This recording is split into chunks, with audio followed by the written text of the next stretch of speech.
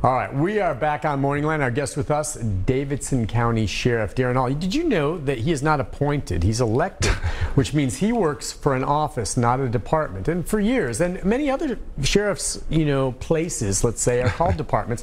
But it is properly to say the Davidson County Sheriff's Office, not the department, which now I clearly understand why. And I dare say I will not make that mistake again. But I would not call, right, Sheriff? Would I call over and say, can I please talk to the police chief with the Metro Police Office? No, I wouldn't. It's a Metro Police Department. But that's because it is not an elected office, right? Yeah, and Nick, all joking aside, I was the president of the National Sheriff Association. This is kind of a national conversation. I would say 20% of sheriff's agencies use the word department. Most sheriff's offices or kind of have fun with this and kind of pick on them a little bit. But it does show up in places. I mean, I've experienced that here where whether it was mayors or the city council or others, sometimes they can easily assume that you are a department. And what that really means in a government like this is the public get to put you here, the public gets to take you out.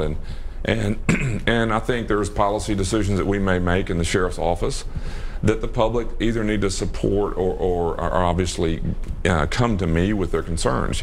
Don't go to the mayor's office to complain about what's going on in the sheriff's office, because the departments are working for them, and that's not just a Nashville issue. It's a national conversation. But yeah, we have some fun with it. I don't like the word department when it comes to what we do, and you would never call the mayor's department. You'd never call the district attorney's department. You'd never call the police office. But we get those changes sometimes interchangeable, and sometimes it's our own colleagues that get us there. But did you know it's not guard but correctional officer? Yeah, guards guard things. You could sit outside a fence and guard the fence, I guess. But we don't guard people. That's not what we do. You're correctional officers. And we're fining Nick Barris $1 every time he says department or guard. And so for all of you listeners, if you just let me know. I've gotten past the guard thing, I'm pretty sure. But now I'm on board. I'm on board with office. You watch, and you'll be on again, and you watch. I'm on that. Listen, let's get another phone call. I'm glad we kind of clarified that. It is kind of interesting, and it's out there differently depending on where you are. Let's go to Ronnie. Hi, Ronnie. Hi, Ronnie. Are you there? No, this is LD. LD. Oh, I'm sorry. Go ahead, LD. All right. So my wonder is this. As a native Nashvilleian, there is something I use as the word vent. If you are a vent of Nashville, Davidson County, and you hear all of the intel that comes in from this city and have knowledge of it and can also pass it along, when you're dealing with such a variety of neglect, a variety of unsocialist, even seeing a census environment just happen and everyone that was involved in it being called something other than a part of a overload environment or census environment, how do you as a vent even want to participate during these times? We hear everything that this government says, from the mayor, from Bill Lee, on down through the state representatives. You can hear all of it, and you go out there to participate, to share that information. But as a sharing of information during this time, it has nothing to do with us as civilians. This is the saddening part, because we continue here. There is no stopping Nick Barris. There is no place, Nick Barris. We have to say that. We have to say there is no place. There is no idols in this. There is no saluting of these situations, of these guards, guardians, whatever you want to call them. They're not even a part of the vent, and we can't do nothing about them. I'm not sure. What do you mean vent? So what are you referring to specifically? Well, as a ventricle, as a opening and a exit of the city, a vent. I can't call myself it's not even humanity right now, sir. This is so tough to call it humanity, because these activities are of animalistic nature. Okay, and what are you referring to? Is there something specific? I mean that. I'm just talking about everything that is not political, that we have not introduced into this city. We have not introduced Cooper as a positive mayor. We've introduced him as our new mayor. Now, if we were to ask Mayor Briley or Mayor Berry, what was your intent when you ran for mayor? How were you feeling? Were you happy? Did you make your own choices? Did someone influence your political aspects? We never ask these questions when we're dealing with political features. And these features are supposed to be vents for us to come through. If we're not doing the same thing, breathing the same air. Okay, how do you want to take that? I'm not sure exactly what he's referring to. It's big picture thing he's talking about in terms of, we have a new mayor. I'm not going to say he's good or bad when he's elected new mayor. I'm going to wait and see if I like him or not. Now, I might have voted for him, or I might not have. I don't live in Davidson County. But I don't know if he's referring to just the current political climate right now that's out there, or everything else that's happening in cities across the country. Yeah, I mean, I don't either, and I would say this: no matter who the mayor is, I've been here in Nashville anyway all my life, but I would say there's no mayor who's had more challenging times.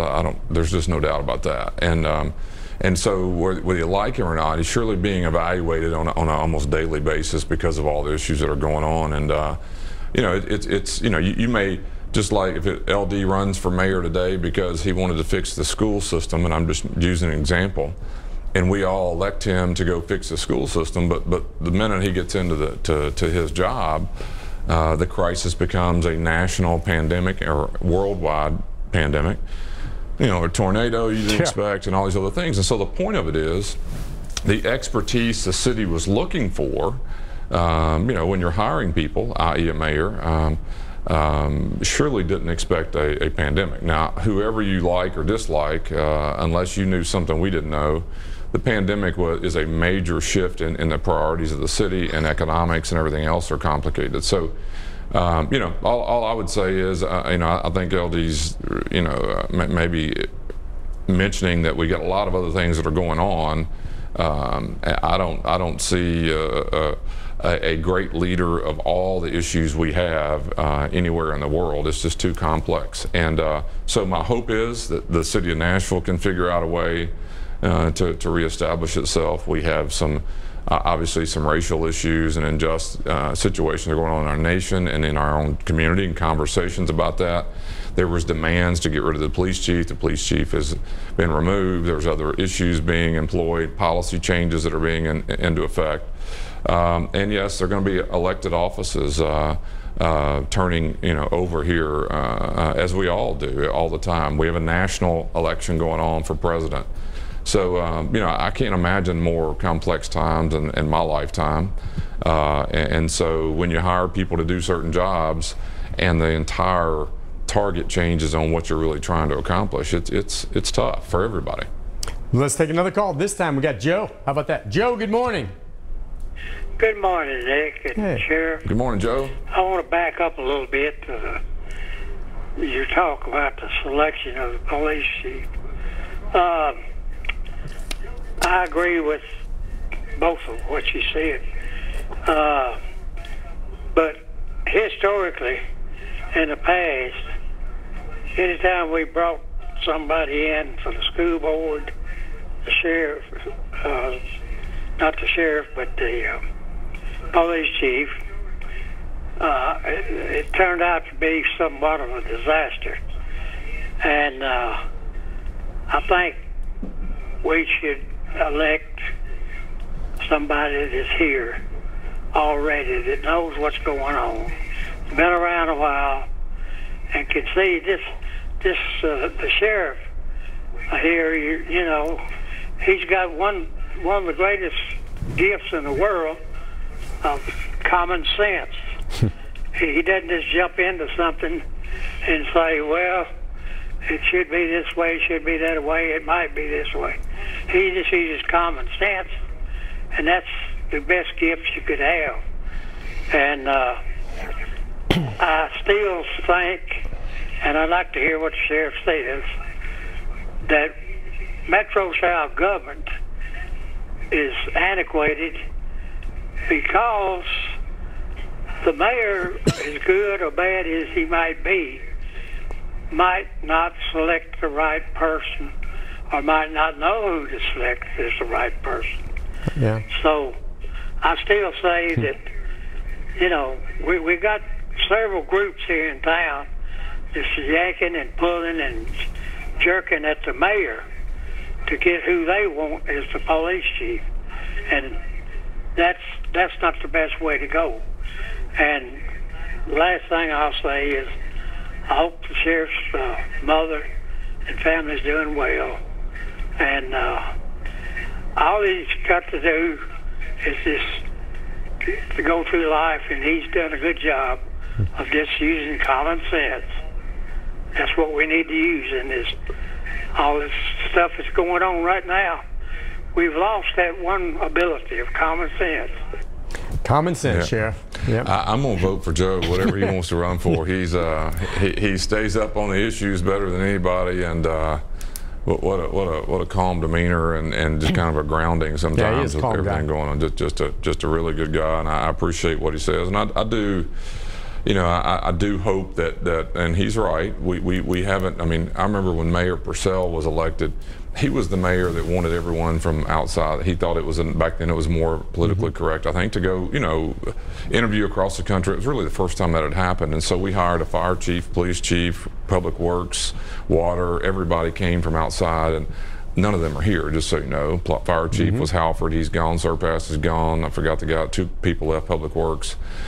So every position was a national search. That became kind of the politically correct thing to do. And but the reality is there's not one of them still here. And I'm not suggesting that they didn't do good things. They may have done great things. But it's kind of like renting versus owning in a way. I think you're renting the person because I don't see them as a, you know, they're obviously longer in their career. That's how they're coming here. And when they do, I just don't see them being a long-term member of our community. And you know, someone told me a long time ago, if you're really seeking change, dramatic change, you need to probably go, you know, hire that, contract for it, and say, come in and give me 3 years, get all this stuff done, and then leave, and let's get back to normal. So if you're wanting to just totally overhaul everything in the world of the police department, then I don't believe the inside candidate's the right person. That's a very hard thing to change. I mean, it'd be like asking you to change Channel 5. You're a product of it, and you would see things you would change if you were the leader. But to ask you to overhaul it completely and change it when that's very difficult from inside, I think. No, I agree. Unless it's just a complete and total mess. I guess Surpass is the only police chief, is he not, to have come from outside in the last half century? Yes. I don't know.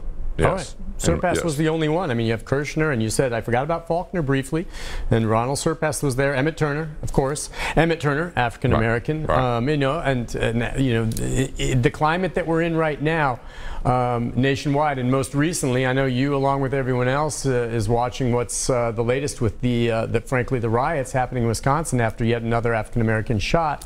Your officers, or your deputies, I should say, don't deal with that exact type of thing, though they do sometimes have to respond and serve warrants, which is really the most dangerous thing any law enforcement officer can do. How aware do you believe your deputies are of the current climate? Because as I watched that video out of Wisconsin, and we still don't know all the details, okay, but that video looks bad. If you don't think that looks bad, something's wrong with you, all right? That guy getting shot 7 times in the back of his car. Now, we don't know what else was going on said or what else was perhaps there, so I'll withhold judgment on that. But I just wonder, seeing these officers, you know, all right, are they not aware of the certain climate? And unless there was fear of mortal danger at that one moment, just back the heck off. I mean, I just, like, what planet are they from to act in that way at that moment unless something new comes to fruition?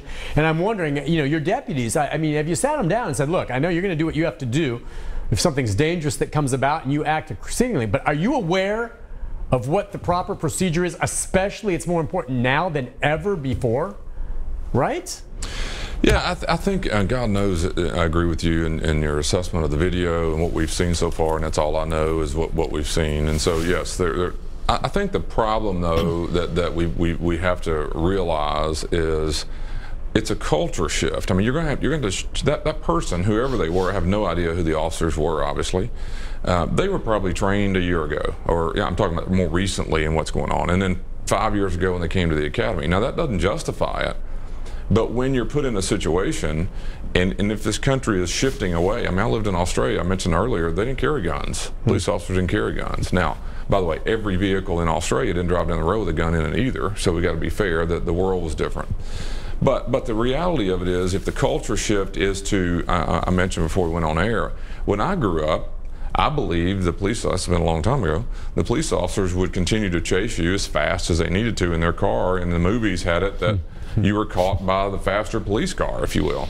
Well, we all know that you don't chase people anymore in vehicles for reasons of liability and danger and all that.